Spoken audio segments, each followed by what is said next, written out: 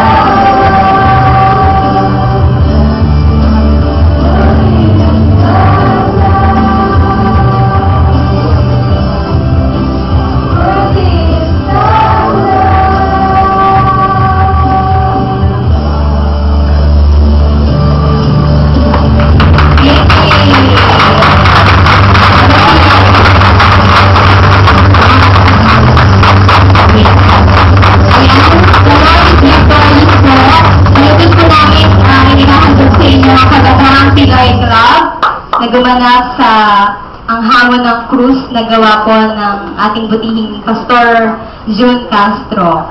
Wala po siya dito, no? Wala si Pastor June Castro. So, sa biyaya ng Panginoon po na napagtagumpayan namin ito. So, this is just a celebration ng kabutihan ng Lord. Marami pong mga karanasan ng mga kabataan na to na nag-participate sa play na ito. At naniniwala ako na kailangan din natin na i-honor ang bawat isa na gumanap. Bilang anghel po, si Patrick. Kaway naman ka. Kaway kayo. Yan. Ay, si Boboy pala. Sorry. Ayan, memory ka. I'm so excited kasi. Ayan po, bilang alagad 1, mabait. Ayan, si Aisel. Talagang may character siya, mabait yan. Pagtulog. Si alagad 2 naman, sino nga ba yan? Si Mayaman. Mayaman si Francia. Glory to God. Alagad 3, si Michelle. Michelle, na pinagaling ng Panginoon. Kaya rin nakakalakad na. Glory to God. Nakasama siya ngayon. Alagad 4, mahiyain talaga. Nakikita niyo naman po si Patrick. Yan, totoo na. Si Patrick. Wala umpisa hanggang matapos mahiyain pa rin siya. Ang alagad 5, ayan. Nakikita niyo po yung kaartihan niya ngayon, si Olivia. Olivia, glory to God. Alagad 6, ayan. Yung mayroong ang tawag dyan, petal pen ba yan? Bigote? Ano ba yan? Tawag dyan, ayan, basta kahit ano pa yun. So, si Mayabang or Palalo, lalo presenting E-Boy or E-Boy. Ang Rabobi sa play na ito ay si Tantaranan. Ayan, si RG to. Kapag kakumbaga. At syempre, nakalimutan ko yung anghel. Ang pinaka-likely ang linya, si Joey. Siyempre, sabay-sabay, nagkikalapahan ng Mike. Mike, hold on. Pwede na hold on kayo. Ang Huamay, Answer, Jelsa and Ian. Ang brother of si Carlota or Kangsang, in short. At saka sino ba to? Si John Paul. Ayan. Okay, clap po sa inyo lahat.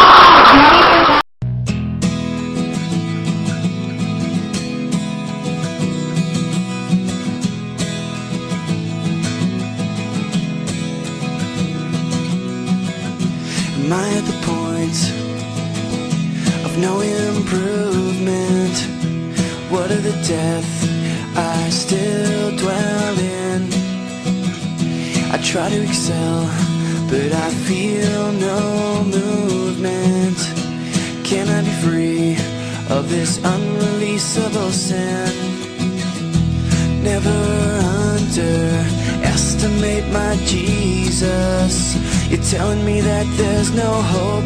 I'm telling you you're wrong. Never underestimate my Jesus. When the world around you crumbles, He will be strong, He will be strong.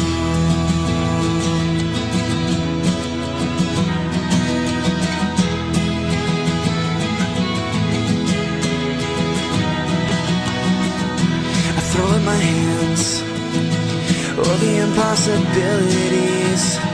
Frustrated and tired, where do I go from here? Now I'm searching for the confidence I've lost so willingly. Overcoming these obstacles is overcoming my fears. Oh, never underestimate my Jesus. You're telling me that there's no hope. I'm telling you you're wrong. Never underestimate my Jesus. When the world around you crumbles, He will be strong, He will be strong. I think I can't, but I think you can, I think you can. I think I can't, but I think you can, I think you can. Gather my insufficiencies and place them in your hands. Place them in your hands. Place them in your hands.